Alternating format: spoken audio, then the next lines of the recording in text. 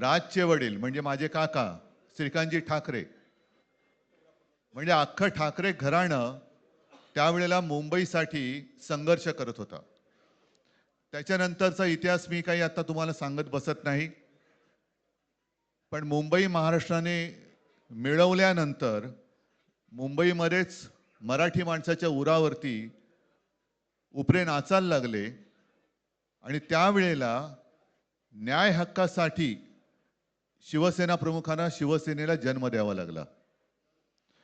साधारणतः 60-65 वर्ष आता होतील, पुढच्या वर्षी शिवसेनेला 60 वर्ष होतील.